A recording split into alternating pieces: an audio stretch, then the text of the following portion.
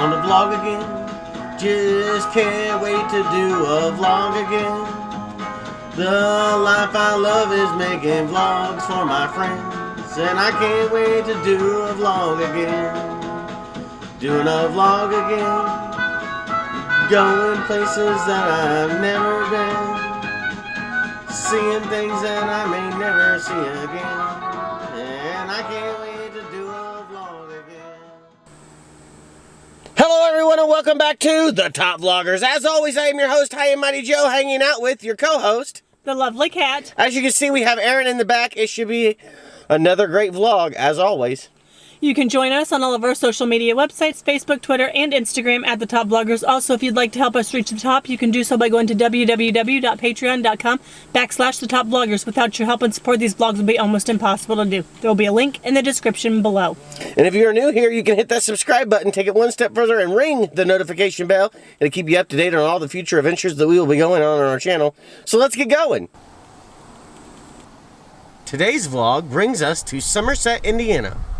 Let's take a stroll around and we'll tell you a little bit more about it. Now, Rob Woodward set out some of the information on Somerset, and the lovely cat is going to tell you a little bit more about it. Somerset has a colorful past. Before settlement, the area belonged to unknown groups of Native Americans. A mile west of Somerset, along the cliffs overlooking the Mississinawa, can be found the remains of a large campsite with over 30 fire pits. The Indians were attracted to this area because of the numerous springs of sweet-tasting fresh water and the wildlife of the area. The Miami Indians made the area their home. It was to become the heart of the big Miami Indian Reserve. Between Somerset and Red Bridge was a sacred spot in the river where the great panther manatee lived. Offerings were made at this spot before entering. The land Somerset sat on was last owned by Miami chieftain Richardville before passing into the hands of settlers. Before it was established as a town, it was a known halfway point on the state road from Marion to Peru, with only a log cabin standing there. The landlord was a Frenchman named Crutzen, who had married an Indian woman and operated the log cabin as a tavern. The earliest known settler was Samuel Orcutt. Local tradition claims that he moved into an abandoned Indian hut in the Somerset vicinity. Orcutt also had the reputation for being the homeliest man in the entire county. At one time, that claim was disputed. A crowd put the two rivals side by side and decided Orcutt should retain the honor. Moses Coppock also came early and established a corn cracker near what became Somerset. Somerset, originally known as Twin Springs, was platted as Springfield. It was surveyed December 11, 1843 by David P. Adler and acknowledged by Stephen Steenbarger, proprietor. The deed was recorded by Wabash County Recorder William Steele on January 14, 1844. There were originally 64 lots, and the streets north and south were Washington, Jefferson, Madison, and Jackson, while east and west were Water and Main. There were 4 additions to the town, one in 1849, 1851, 1853, and 1867. The name change came about in 1846 or 1847. In 1858, citizens petitioned the county commissioners to incorporate the town, which was granted April 10, 1858. At the time, there were 289 residents. The town did not grow until 1845, when the first house used as a hotel was built by John Shackelford, and then a storage room was built by Derek Lamar, in which he sold a stock of dry goods. Daniel Hoover built a log cabin storeroom in 1846, followed by John Wirt's blacksmith shop and dwelling in 1847. Elihu and Allen Wiesner each built a dwelling and established a tannery, and another tannery was built, established by Ben Huff. Other early businesses included a pottery shop owned by John Morton, a blacksmith shop erected by Benjamin Ross, Murray and Son Harness Shop, pump shop owned by Warner Michaels, and Joseph Perry's cabinet shop.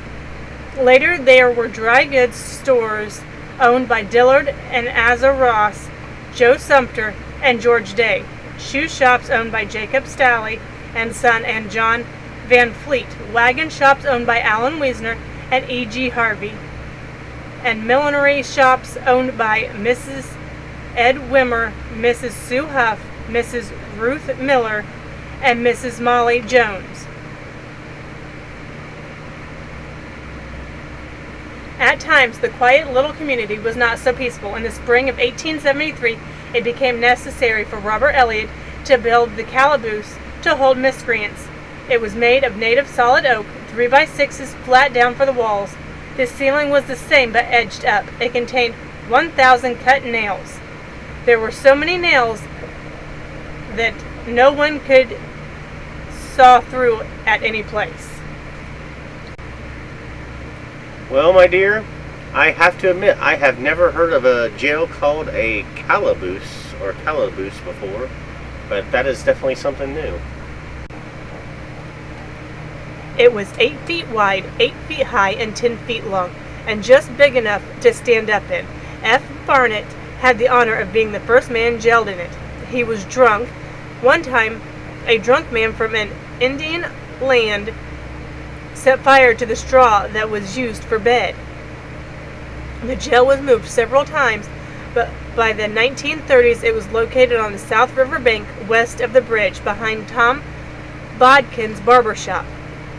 About 1850, several mills were built on the Mississinawa above and below Somerset. They were built by John Crumrine and Mr. Cable. Both had 3 runs of burrs and were driven by water power. These 2 mills continued in operation for many years. By 1883, both were known as the Somerset Mills and reported a lively business. Their custom grinding for the month of August was wheat 1,020 bushels, corn 180 bushels, chaff 240 bushels, for a total of 1,440 bushels. By 1878, a grist mill was built about 1 mile west on the river by Furry and Alba, but it burned, was rebuilt, burned again, and a third structure was erected. The last one was of solid stone, the rock being quarried, and the lime burned within 50 feet of the building. A dam across the river supplied the water power necessary for the mill. For a time, a guard was kept at the mill to prevent fire, but within a short time it too burned, leaving only the stone walls. It was never rebuilt. In 1861, Jacob Ullery erected a woolen factory, which he kept in operation for several years.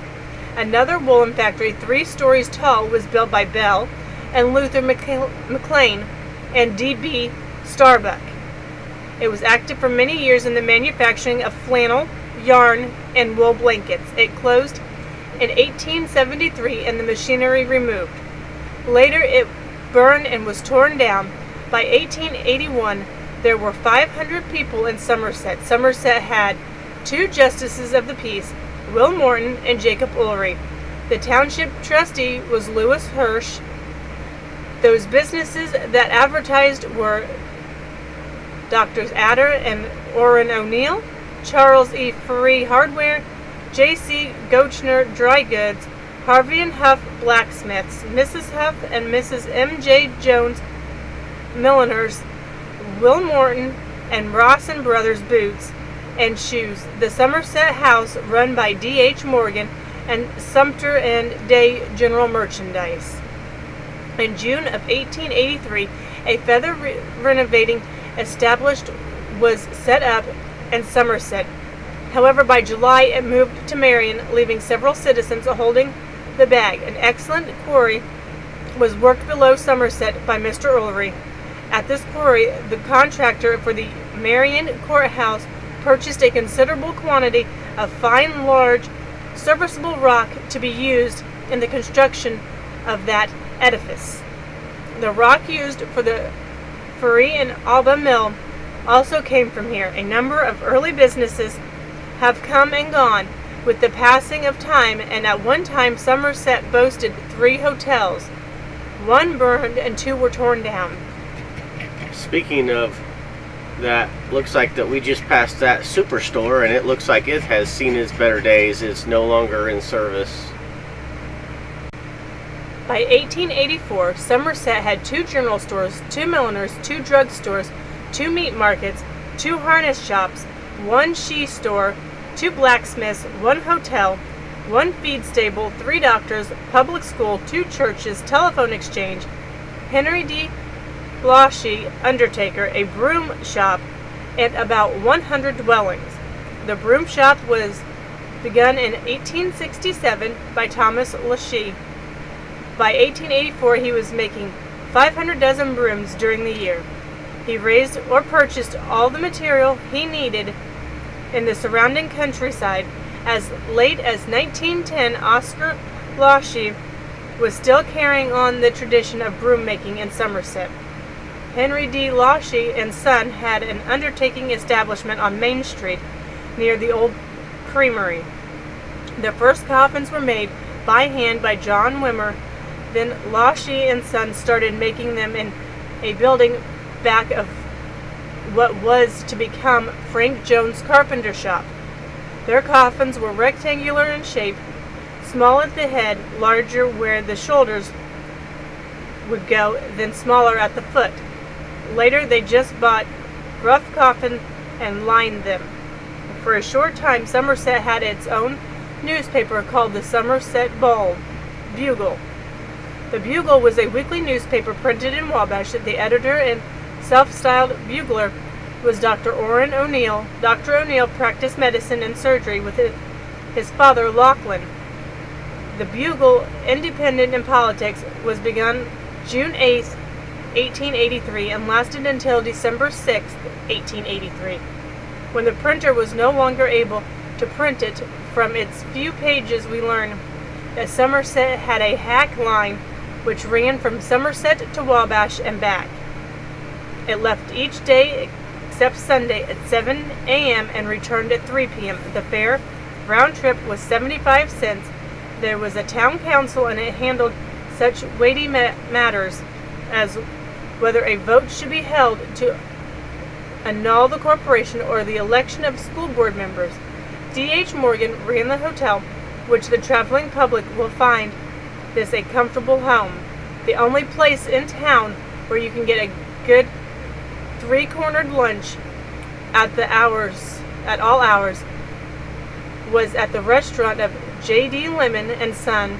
Z. Alball had on exhibition at his drugstore a 3-foot, 5 1/2 inch, 8-pound radish that he had grown. Well, that's something.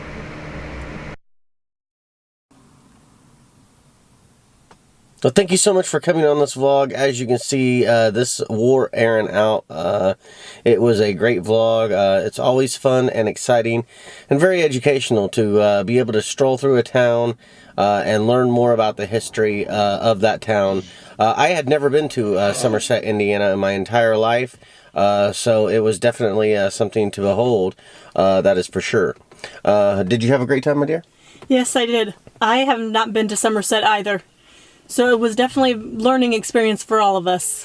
And I think that's going to do it for us here today. We will see you again tomorrow with another vlog just for you. Until then, top vloggers!